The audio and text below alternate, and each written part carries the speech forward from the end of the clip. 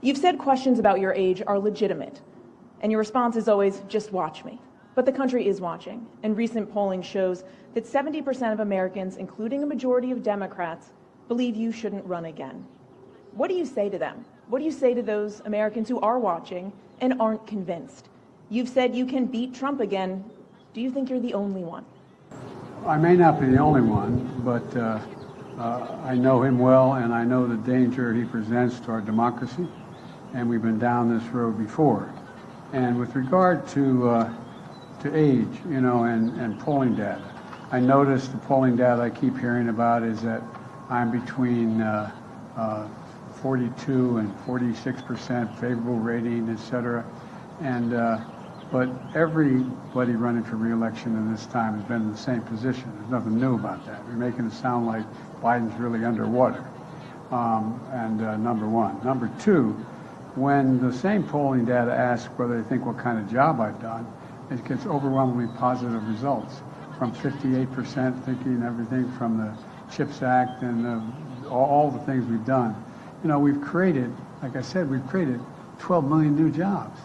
We created 800,000 manufacturing jobs.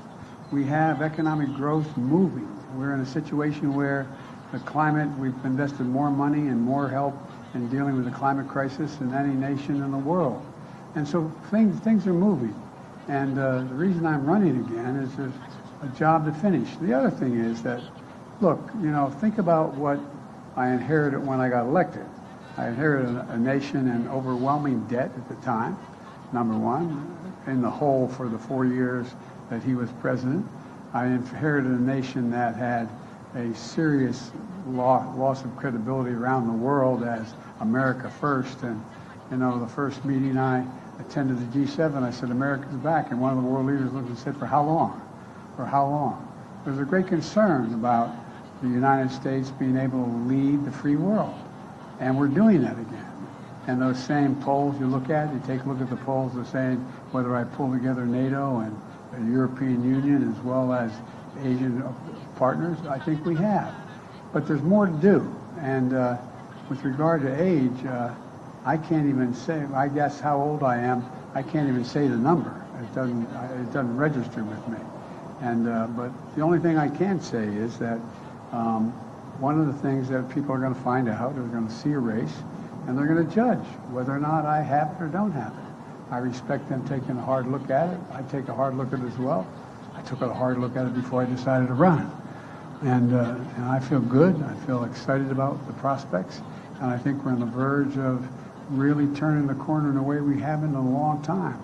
I know you're tired of hearing me say we're at an inflection point. Well, we really are. What happens in the next 2, 3, 4 years is going to determine what the next 3, 4 decades look like. And I have never been more optimistic in my life about the possibilities of the United States. To be clear, though, you just said, I know him well. Did Donald Trump's decision to run affect yours? Would you be running if he wasn't? Yeah, I think I still would be running if he wasn't. I do know him well. And he's not hard to know, as you know. You know him well, too. The question is whether or not, look, there's more to finish the job. We have an opportunity to put ourselves in a position where we are economically and politically secure for a long time. Look, we continue to have, and now you don't like me hear me saying it, there's still a contest between autocracies and democracies. And we're the leading democracy in the world. And it's something I know a fair amount about, something I care about, and something that I have found a willingness from an awful lot of our allies and friends to follow. So I think that, we have to finish the job and nail it down.